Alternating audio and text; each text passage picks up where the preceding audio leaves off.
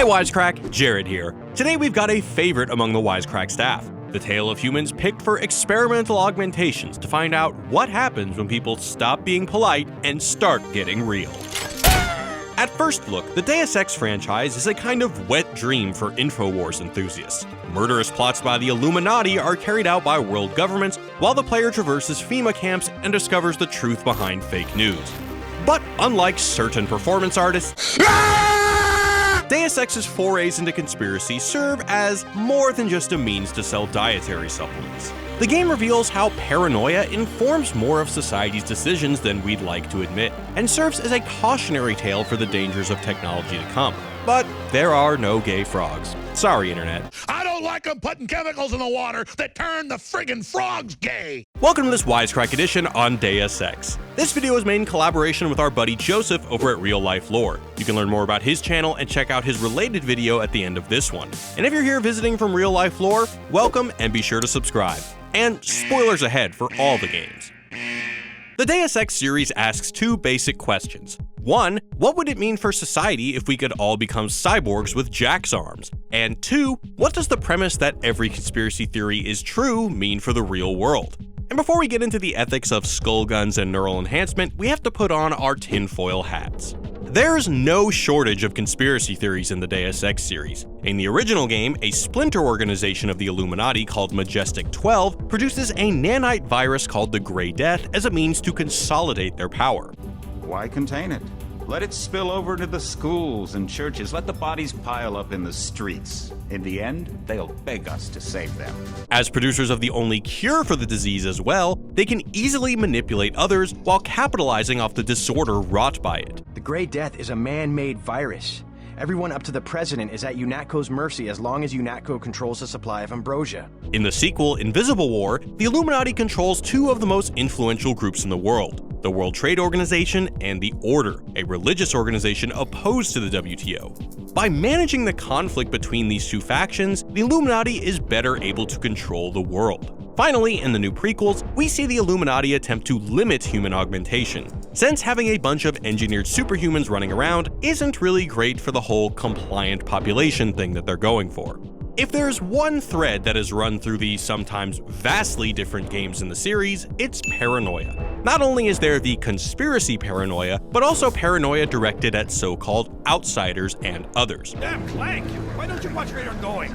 Ultimately, the games reveal the profound power of paranoia and that it doesn't matter whether the paranoia points to the truth or not. Paranoia, independent of truth, shapes our actions and ultimately society. Early on in the game, Gunter, your cyborg coworker who yearns for a skull gun, is convinced that the facility staff is replacing orange soda in the vending machines with lemon lime in an inane and unlikely conspiracy against him. The machine would not make a mistake. It's the maintenance man. He knows I like orange. So you think the staff has some kind of plot? Yes, they do that on purpose. Except, 20 years later in the game's sequel, it's revealed in the ruins of Gunter's office that he was right all along. Denying people their natural-born rights to choose their own artificially flavored destinies? Like I said, there's just something wrong with that machine. Probably some sort of office politics. As if to foreshadow the entire rest of the game, this idea of just because you're paranoid doesn't mean they're not after you becomes the main ethos of Deus Ex. In Mankind Divided, colleagues spin wild tales of getting hacked, which turn out to be true. We have a lot of enemies. The people who bombed the train station. You don't think they'd love to know where we are? You need to help me figure out who's looking into us and make them stop.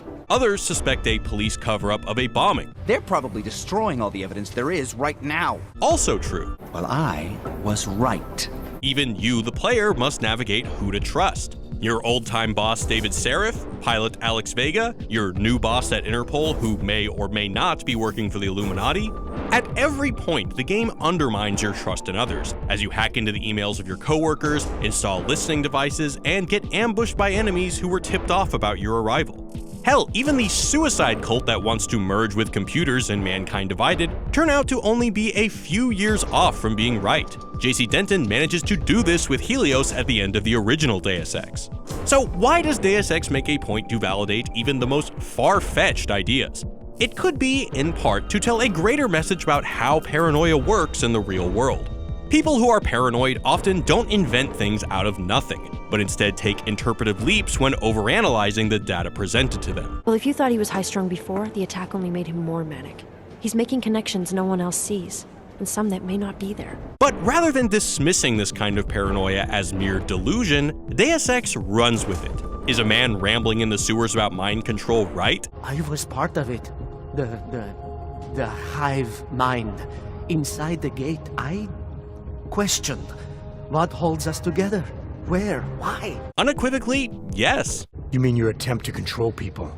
Amplifying your hypnotic techniques with some kind of social enhancer? This brings me to one of Mankind Divided's most important commentaries, tracing the relationship between general paranoia and racial paranoia. Augmented humans as a metaphor for racial discrimination isn't exactly subtle. As a mechanically augmented Interpol agent, you face harassments from the citizens of Prague and literally live on the wrong side of the tracks as you witness routine police brutality inflicted on your augmented peers. To understand what fuels this discrimination, we're turning to cigar enthusiast and psychoanalyst Jacques Lacan, or at least what the Slovenian Dumbledore writes about him. And for Slavoj Žižek, our paranoid theories often reflect our own identities, ideologies, and shortcomings rather than the actual state of things. For instance, he cites a story from Lacan regarding a jealous husband, who, even if right that his wife is sleeping around, is still pathologically jealous. If she stays late at work, he'll pathologically assume she's being unfaithful. If she starts having male friends, same thing. As a development of this logic, Žižek cites Nazi anti-Semitism. If a Jewish person committed a crime, it could very well be true, but the fixation on Jewish crime spoke more to German paranoia about foreigners and pure blood than to any kind of real issue. In other words, crime is just crime until a Jewish person commits it. Then it becomes part of the grand Jewish conspiracy to ruin the German race, and so on. You can look at conspiracy theories in the same light. Are most laws made in closed-door meetings with lobbyists and interest groups? Probably. Are they all part of a secret cult to serve their reptilian overlords? Probably not. Likewise, in Deus Ex, anti-augmentation advocates filter all information through the lens that augmented people are dangerous and possibly an affront to nature. Talking heads use terrorism, or the catastrophic Aug incident, where augmented people were hacked into going into a homicidal rage, to justify apartheid-style oppression of augmented people. This discrimination then fuels even more violence, thus making augmented paranoia a self-fulfilling prophecy. Everyone looking over their shoulder? Terrified Augs like us are going to attack them again? Somebody probably will. Treat people like animals long enough, they'll start acting like animals. The power of paranoia to shape public discourse can be seen in Deus Ex. Eliza Cassan's defense of news coverage meant to spread fear toward the augmented is just reporting the news. But Ms. Akeem, news outlets are simply reporting on the current situation. And even if the reporting is true, her guest points out, you can choose to only show my shoe, which is very ugly, but that is only a small part of me. News outlets only care about a small part. I'm sorry, Miss Cassan, but you can't trust the news outlets if you want to understand the world. The Aug debate in the news functions on two levels. One, as Akeem points out, to only report on the negative aspects of augmented existence, and two, to use augmented violence as a validation for your larger ideological project. In this case, the Human Restoration Act, a bill that would either remove or severely limit the augmentations that people have. Of course, unlike real-world news, Picus's news coverage is dictated by the Illuminati. Would they?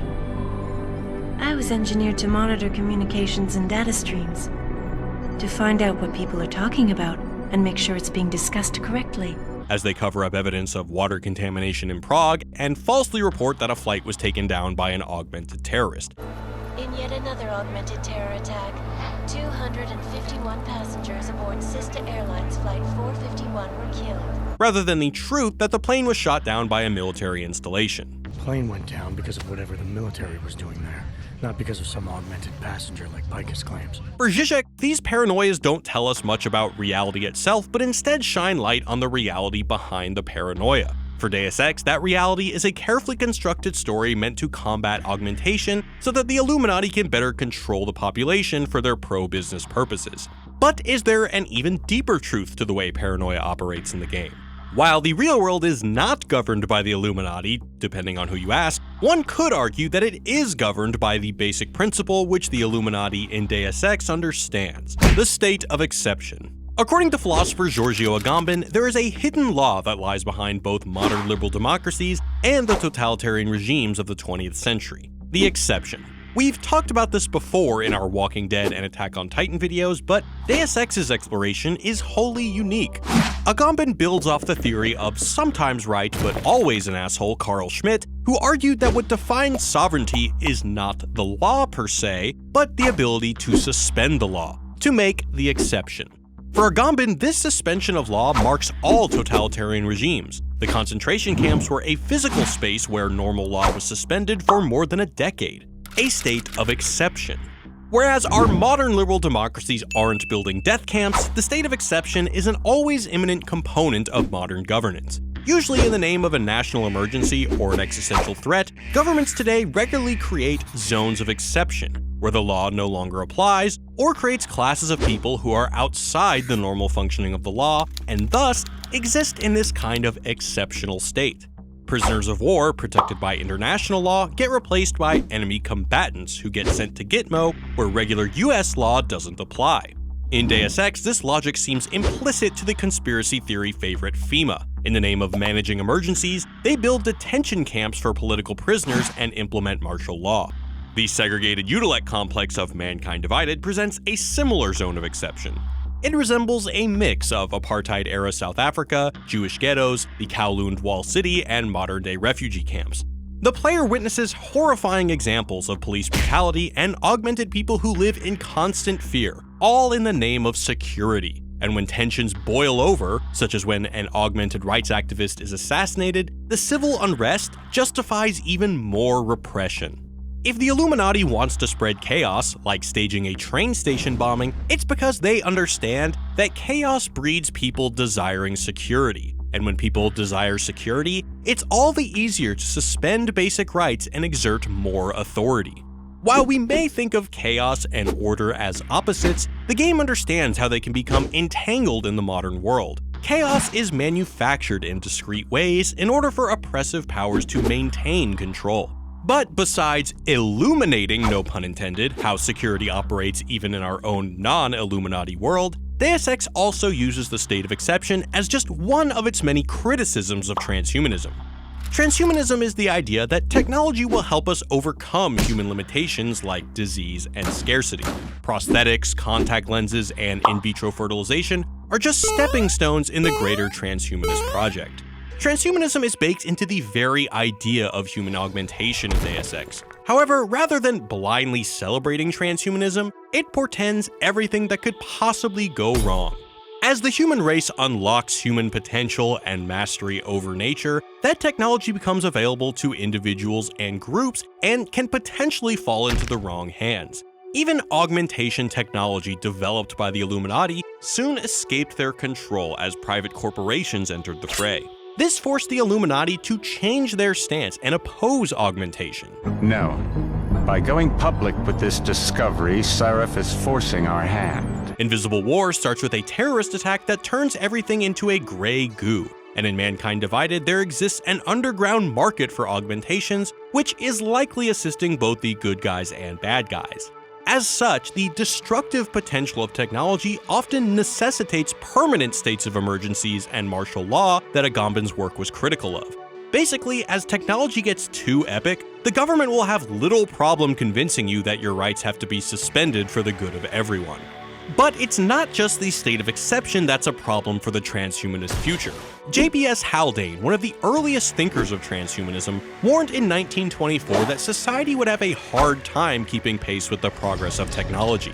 In Daedalus, or Science in the Future, he wrote that the tendency of applied science is to magnify injustices until they become too intolerable to be borne, and the average man whom all the prophets and poets could not move turns at last and extinguishes the evil at its source. In other words, technology will make social injustices worse, until societal anger will boil over into a full-on rage. In Deus Ex, more often than not, the dangers of technology are thrust upon the poor. Those who are augmented need to constantly take neuropozyne to stop their body from rejecting their augmentations. but those with means can much more easily obtain the expensive drug. And in the case of manual laborers or soldiers who are augmented by their employers, let me guess, most of the laborers were augmented with heavy-duty industrial rigs. Or the government, send you where they want, make you do what they want, replace parts of you whenever and however they want. They exist in a precarious state where the maintenance of their augmentations is contingent on them maintaining the same or similar job. Rather than suggesting that human evolution through technology will level the playing field, Deus Ex suggests societal forces will make inequality worse. And just as Haldane warns that this tension will cause people to rise up and root out evil at its source, we see two competing movements in the game focused on the same thing. In Human Revolution, the Humanity Front uses violence to stop the spread of augmentation, and in Mankind Divided, a legal solution exists in the Human Restoration Act. Meanwhile, augmented people slowly entertain violence as a political strategy until the assassination of Talos Rucker results in full-on riot. You know word of Rucker's death is going to spread, don't you? And when that happens, the head of state police assures me Golem City will become a war zone. Another idea trumpeted by some transhumanists is the idea of the singularity, a point at which artificial intelligence will explode the rate of technological development. In the original Deus Ex, Bob Page hopes to create his own twisted version of this by merging with the Helios AI. But instead, the player is given the option to merge with Helios to rule the post-singularity world as a benevolent dictator. You will be who you will be.